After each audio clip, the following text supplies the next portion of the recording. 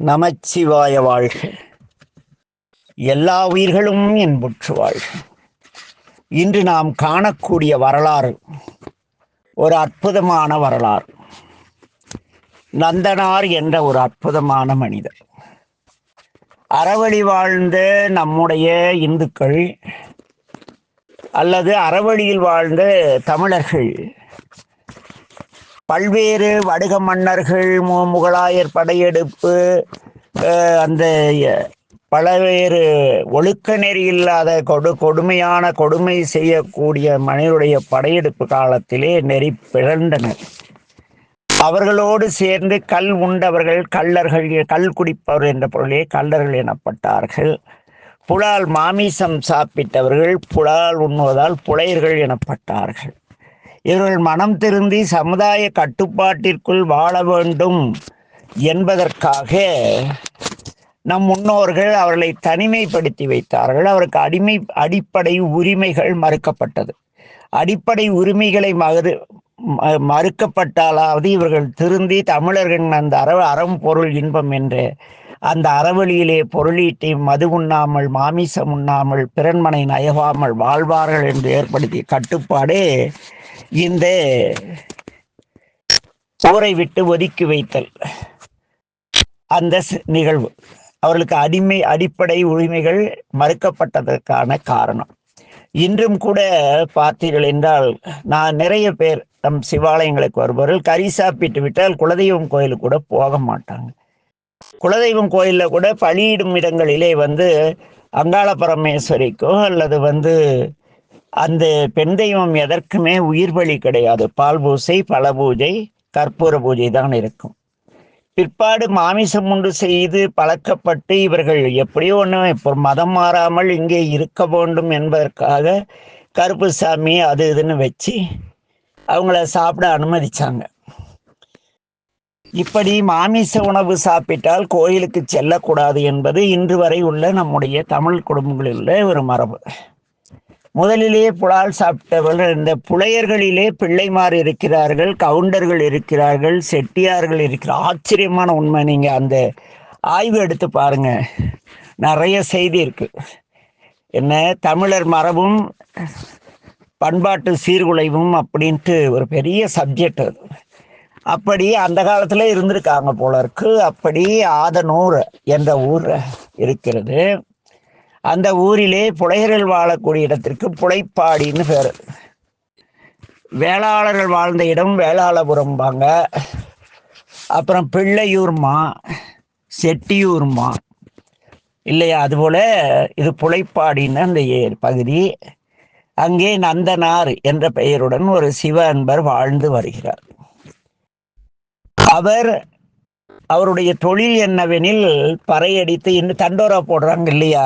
இன்னும் கூட நம்ம ஊர்ல நாளை பைப்பில் தண்ணி வராது, நாளான்னைக்கு கரண்ட் இருக்காது, இப்படி தண்டோரா போடுறாங்கல்ல, பறையடித்து தண்டோரா போடுறாங்கல்ல, அந்த மரபிலே அவர் பிறக்கிறார். அவர் பறை அறிவித்து செய்தியை சொன்னால் பறையர் என்று அந்த மரபு வழங்கப்படுகிறது. பறை வாசித்தலிலே அவர்களுக்கு இணையானவர்கள் வேறு யாருமே கிடையாது. அது மரபு வழியே அந்த மிக சிறப்பான இசை வல்லுநர்கள், பெரும்பாலான பெரிய இசை மேதைகள் எல்லாம் அந்த மரபில் வந்தவர்களாதான் இருப்பார்கள். 100க்கு ஒரு 80%. அப்படிப்பட்ட ஒரு சிறந்த மரபு அது. ஆனால் இந்த புலால் சாப்பிட்டதால் அவர்களுக்கு சில உரிமைகள் மறுக்கப்பட்டன. அப்படி கோயிலுக்குள் வந்தால் வெளியே நின்று வழிபட வேண்டும். ஏனெனில் இவங்க உள்ள 4 பேரை பழக்கப்படுத்தி எங்கள் வீட்டுக்கு வாங்கன்னு கூட்டி போய் கறி போட்டால் அவனுங்க எடுத்து போயிடுவாங்களே. கல் வாங்கி ஊற்றி விட்ட நண்பர்கள் கூட சேர்ந்தாலும் நம்ம பசங்க தண்ணி அடித்து பழகிறான், மாட்டுக்கறி தின்னு பழகிறான், இப்படி ஆயிடக்கூடாதுன்னு சில உரிமைகள் மறுக்கிறாங்க. இருந்தாலும் அவர்கள் மதிக்கப்பட்டார்கள். ஊரிலே ஒரு வீட்டில் நல்லது, ஒரு ஆலய விசேஷம் எது என்றாலும் அதை மக்களுக்கு அறிவிக்கக்கூடிய அந்த உரிமையை தந்திருந்தார்கள் அந்த நம் பெரியோர்கள். அதற்கு அவர்கள் யாரிடத்தும் கூலி பெறக்கூடாது என்பதற்காக மானியமாக ஊர் மக்கள் ஒரு நிலத்தை கொடுத்திருக்கிறார்கள். அந்த நிலத்தை பயன்படுத்தி நம்முடைய நந்தனார் விவசாயம் செய்து தம்முடைய உணவுக்காக பொருள் எடுத்துக்கொண்டு அவருடைய பறை தொழிலாலும் இந்த மாமிசம் சம்பந்தப்பட்ட தொழிலாலும் ஒரு வருமானத்தை சிவாலயங்கள் பயன்படுத்தும் வேரிகைகளுக்கு தோளும், வீணை யாழ் முதலிய கருவிகளுக்கு நரம்பும், சிவருமானுக்கு அர்ச்சனைக்குரிய கோரோசனையும் கொடுத்து வருகிறார் நம்முடைய நந்தனார். அந்த காலத்திலே இந்த கல்லுண்டவர்கள், பிறன்மனை நயந்தவர்கள், புலால் உண்டவர்கள், இவர்களுக்கு ஒழுக்கம், திருடர்கள், என்ன சூதாடுபவர்கள், இவர்களுக்கெல்லாம் கோயிலுக்குள் செல்ல அனுமதி கிடையாது. ஒழுக்க வாழ்க்கை வாழ்ந்தால் மட்டும்தான் கோயிலுக்கு செல்ல அனுமதிக்கப்பட்டார்கள். போய் சாமி மேலே இருக்கிற நகையை பார்த்தா திருடன் நைட்டு போய் திருடிடுவான். உள்ளே போய் கம்பெனி கொடுத்து இன்னைக்கு ஆலயத்தில் இருக்கிற குருக்கள் எல்லாம் தண்ணி அடிக்கிற நிலைக்கு கொண்டாந்துட்டாங்கல்ல. இப்படி ஆகிவிடக்கூடாது என்பதற்காக ஆலயத்தில் உள் சென்று இறைவனை வழிபட அனுமதி மறுக்கப்பட்டது. அதனால் நந்தனார் என்ன செய்வார்னா, நம்பெருமானுடைய ஆலயங்களுக்கெல்லாம் சென்று வெளியே இன்று நமசிவாய மந்திரத்தையும் இறைவனுடைய திருப்புகழையும் பாடிக்கொண்டு பறையறைந்து ஆடி பாடி மகிழ்வார். இவ்வாறு செல்லும் வழியிலே பல கோயிலுக்கு செல்கிறார். வழியில் திருப்புன்கூர் என்ற இடத்திற்கு, வைத்தீஸ்வரன் கோயிலுக்கு அருகில் உள்ளது, அங்கே செல்கிறார். அங்கு புன்கு மரம் தலைமரமாக உள்ளதால் அதற்கு புன்கூர்னு பேர். அது புன்னைவனக்காட்டிலே சாமி எழுந்தருளார், திருப்புன்கூநாதர்னு பேர். அவருக்கு சிவலோகநாதர் என்று பெயர் சாமி மூலவருக்கு. அங்கு செல்கின்றார். வாசல் இருந்தபடியே இசை வாசித்து கொண்டு பாடிக்கொண்டு இறைவனுடைய திருவுருவத்தை நேரே காண முயல்கிறார். பெரும்பாலான ஆலயங்களில் நீங்கள் வெளியிருந்து ராஜகோபுரத்துக்கிட்ட இருந்து பார்த்தா கூட சாமி ஒரு குறிப்பிட்ட இடத்திலிருந்து தெளிவாக தெரிவார். ஆனால் இங்கே நந்தியம்பெருமான் உருவம் இறைவனை காண முடியாதபடி மறைக்கிறது. நந்தனார் ஆடுகிறார், பாடுகிறார், கதறுகிறார். பெருமானே, உங்களை முழுமாக தரிசிக்க முடியவில்லையே என்று கண்ணீர் விட்டு பாடிக்கொண்டே தடுமாறிக்கொண்டிருக்கிறார். இவருடைய அன்பின் சிறப்பை கண்ட நம்பெருமான் சிவலோகநாதர் நந்தியம்பெருமானை பார்த்து, நம் நந்தன் வந்திருக்கிறான், சற்றே விலகிரும் பிள்ளாய் என்று கூறினாராம் நந்தியம்பெருமானுக்கு. எப்படி நம் நந்தன் வந்திருக்கிறான் என்பால் மிக்க அன்புடையவன், ஆகவே நீ சற்று விலகி அவருக்கு தரிசனம் கொடு என்று பெருமான் ஆணையிட நந்தியம்பெருமான் சற்று விலகுகிறார். நேருக்கு நேராக பெருமானை தரிசித்த நந்தனார் தன்னை மறந்தார், தலைப்பட்டார் தலைவன் தாளே. ஆடினார், பாடினார், அலறினார், தரையில் வீழ்ந்தார். அதெல்லாம் அனுபவிச்சாதான் அந்த நிலையில தேடியும் காணோனா கோயிலுக்கு தேடி போய் நடராஜா பார்க்கணும், சொக்கரை பார்க்கணும், ஏங்கிட்டு போய் நிற்கக்குள்ள அந்த நிலை வரும். சும்மா காசு இருக்கு நானும் தலையாத்திர போறேன்லாம் வராது. என்ன அப்படி அப்படி மகிழ்கிறார். அப்புறம் சாமிக்கு தண்ணி கூட நீராட்ட ஏதாவது குளம் இருக்கிறதா என்று பார்க்கிறார். கோயிலே குளம் இல்லை. உடனே சுற்றுமுற்றும் பார்க்கிறார். கோயில் பின்புறமாக ஒரு பள்ளம் இருப்பதை கண்டு அந்த இடத்தை குளமாக தோண்டி ஒழுங்கு செய்கிறார். அதன் பிறகு திருக்கோயிலை வளமாக வந்து திருவாயிலின் முன்பு பணிந்து ஆடியும் பாடியும் அலறியும் தன்னுடைய மனமொழி மெய்களால் இறைவனை வழிபட்டு தன்னுடைய பூஞ்சோலை கிராமத்திற்கு, பூஞ்சோலையா அவருடைய ஊர், பூக்கள் மிகுந்த சோலைகள் மிகுந்த அந்த ஆதனூர், அங்கே வந்து சேர்கிறார் நந்தனார். இப்படி வணங்கி வரும் நாளில் அங்கிருக்கும் இவர் தலையாத்திரை செல்கிறார் பல கோயிலுக்கும். அங்கு அன்பர்கள் எல்லாம் சிதம்பரத்தை பற்றியும் நடராஜ பெருமானை பற்றியும் பல்வேறு செய்திகளை கூற இவருக்கு மனத்திலே ஒரு ஆசை. அந்த நடராஜ பெருமான் நம்மை பார்த்தால் வா என்று அழைப்பது போல கையை வைத்திருப்பார். யமபடர் கூட்டும் பொழுது நீ ஏன் பயப்படுகிறாய் என்று உடுக்கி அடைந்து தன் கையுள்ள ஜோதியினால் தன்னை அந்த வேள்வித்தீயினால் தன்னுடைய முகத்தை காட்டி தன்னுடைய அபயக்கரத்தால் அழைத்து வீசிய கரத்தால் என்னுடைய திருவடியை பற்றிக்கொள், நான் இருக்கிறேன், யமபடர் பின் செல்லாதே என்று ஜாடை செய்வாராம் நம்பெருமான். என்ன எங்க ஆசான் சொல்லார், நடராஜா, நம்ம எல்லாம் செத்தா சிவலோகம் நமலோகம் போவோம் இல்லையா? போறப்ப நமக்கெல்லாம் ஒரு பலகீனம் உண்டு. இந்த மோடி வித்து எடுக்கிறவங்க அது கிடுக்கிடுன்னு உடுக்க அடிச்சா நாங்கள் போய் நின்றுவோம். நமக்கு இயற்கையாக உடுக்கை சத்தம் கேட்டால் சலனம் வர்றதுனால சாமி ஒரு கையில் உடுக்க வச்சிருக்காரு நடராஜா. அந்த உடுக்கி டம் டம் டம் டம் டம் டம் டம் டம் வாசிக்கிறாருன்னு வச்சுங்களேன். நம்ம யமன் படர் கூட போகிறோம், நம்ம என்ன பண்ணுவோம்? அப்படியே திரும்பி பார்ப்போம். நம்ம திரும்ப என்னடா நமக்கு பிடிச்ச கேட்ட சத்தமாக திரும்பினா இந்த ஆள் என்ன பண்ணுவார்? குனித்த புருவமும் கொவ்வை செவ்வாயும் கொண்டு குறுநகை புரிந்து அந்த முகத்தை நாம் காண தன் கையிலே ஒரு வேள்வித்தீ வைத்திருக்கிறார் அல்லவா? அதை மெதுவாக முகத்தருவில் முகத்து அருகில் காட்டுவாராம் நம்பெருமான். இவர் முகத்தை பார்த்து நமக்கு அடடே சாமி இங்கில்ல இருக்காருன்னு நமக்கு ஒரு எண்ணம் வரும். வந்த பிறகு சாமி சிரித்தபடி அபயக்கரத்தல் மெதுவா வா அப்படின்னு ஜாடை செய்வார். ஜாடை செய்து என்ன செய்கிறாராம்?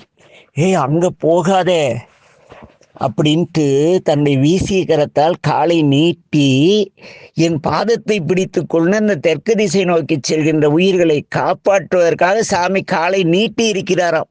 எடுத்த பொற்பாதம். அதனால்தான் அந்த ஊன்றிய பொற்பாதத்தை விட எடுத்த பொற்பாதம் சிறப்புடைத்து.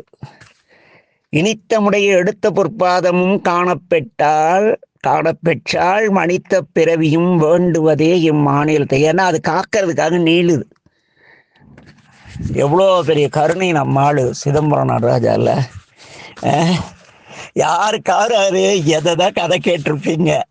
டமருகம் அந்த வேள்வியில வந்தது, பாம்பு வந்துச்சு, அதெல்லாம் கிடையாது. நம்ம யமபடர் கூட்டிக்கிட்டே தென்திசை நோக்கி செல்லும் பொழுது உடுக்கை அடித்து தன்னுடைய கை வேள்வி தீவினால் தன்னுடைய முகத்தை காட்டி குறுமுகை புரிந்து அப்படி புருவத்தை உயர்த்தி வா. புருவத்தை பேசுவாங்க தெரியுமா? வீட்டில் கணவன் மனைவி இல்லை நண்பர்கள் மத்தியில் கூட்டத்தில் பேசும் பொழுது இந்த பெண் பிள்ளைகளும் இளைஞர்களும் செய்வாங்க. புருவத்தை இப்படி தூக்கி ஏதோ பேசிக்குவாங்க. அப்படி சாமி புருவத்தை தான் இங்கே எங்கே போகிற அப்படின்னு அபயக்கரத்தால் கூப்பிட்டு வீசிகரத்தை காட்டி என் காலை பிடித்துக்கொள்னு வீசிகரத்தால் காட்டுறாராம். அந்த கரம் அதே மாதிரி இருக்கும், கவனிச்சு பாருங்க. அப்படி இப்படியெல்லாம் நிறைய நடராஜா பற்றி சொல்ல சொல்ல சொல்ல என்ன ஆச்சு? நம்ம நந்தனார் நெறி பிறந்தார், தன் வாழ்வை மறந்தார். எப்படியாவது சிதம்பரம் செல்ல வேண்டும், அம்பலவாணரை தரிசிக்க வேண்டும். ஆகா இறைவா, உறங்க படுக்கிறார். குனித்த புருவம் தெரியுது, அந்த கொவ்வை செவ்வாய் தெரியுது, அந்த எடுப்பான நாசி தெரியுது, பிறை தெரியுது, குண்டலங்கள் மிளிர்கின்றன, உடுக்கை ஓசை. அவர் தான் நம்மால் மெண்டல் ஆயிட்டார். மெண்டல் தானே. தரும் பித்தர் அவர் என்றால் அப்படின்பார் அபிராமி பட்டர். தரும் பித்தர் அவர் என்றால் அபிராமி சமயம் நன்றி என்பார். அப்ப பேரறையர் கிங்கனைய பித்தொருவர் ஆமாறும் ஆர் ஒருவர் இவ்வண்ணம் ஆட்கொள்ளும் வித்தகர்தான். இந்த மாதிரி சேட்டை பண்ணி ஆட்கொள்ற கடவுள் எங்கேயாவது இருக்காரா? அப்படி நந்தனாருக்கு ஒரு பித்து பிடிக்க வச்சிட்டார். பித்து காதலாக மாறுகிறது. இன்னைக்கு விடிஞ்சது நாளை கண்டிப்பா சிதம்பரமோன்னு நினைப்பார். விடிய விடிய முழிச்சுட்டே இருப்பார். விடிய காலத்தில் லேசா தூங்கிடுவார். அப்புறம் விடிஞ்சதும் தண்ணியெல்லாம் ஊற்றிட்டு சிதம்பரம் கிளம்புறப்ப அஜ்ஜோ, சிவருமான் சைவத்தின் தலைவன், அன்பு வடிவான கடவுள். நாமோ புலைத்தொழிலை குலத்தொழிலாக கொண்டுள்ளோம். பல்வேறு ஆடு மாடுகளை வெட்டுகிறோம், என்ன பிற உயிர்களை துன்புறுத்துகிறோம். இப்படி ஒரு குலத்தில் நான் பிறந்து விட்டேனே இறைவா, நான் எப்படி உன் ஆலயத்திற்கு வந்தாலும் என்னை ஏற்றுக்கொள்வாய்? இதை எப்படி நம்புறதுன்னு கேட்குறீங்களா? நம்ம ஆளுங்க இன்னைக்கு இருக்கிற மிகப்பெரிய ஞானாசிரியர் இருந்து ஊனாசிரியர் வரைக்கும் நிறைய பேர் மாமிசம் தின்று கொண்டிருந்து பிறகு குருமார்களாக மாறியவர்கள். தெரிஞ்சுக்குங்க. ஒரே ஒரு ஆசிரியர் இருக்கார், பேராசான். அவருக்கு மீன் ரொம்ப பிடிக்கும். ஏன்னா அவங்க ஊர் வந்து காவிரி கரையில இருக்கு. அப்படி மீன் சாப்பிட்டுருந்தா இப்ப பார்த்தா கறி திங்காதேன்னு அட்வைஸ் பண்ணி தீட்சையை கொடுத்துட்டு இருக்கார். இறைவன் என்ன பண்ணி வச்சிருக்காரு பார்த்தீங்களா? நம்மளு அவங்களாவது அப்படி விட்டுட்டு தீட்சை கொடுக்குறாங்களா, மறைமுகரா திங்கிறாங்களா தெரியாது. ஆனா நம்ம சிவாலயத்தோட நிறைய பக்தர்கள் என்ன செய்யறோம்? கோயிலில் ஞாயிற்றுக்கிழமை நாளைக்கு ஏதாவது விசேஷம்னு வச்சிங்களேன், ஞாயிற்றுக்கிழமை பிரதோஷம்னா, ஐயா நாளைக்கு நான் பிரதோஷத்துக்கு வர முடியாதுங்கய்யா, பிரதோஷங்கிறதே மறந்துட்டு மாமிசம் சாப்பிட்டேன்.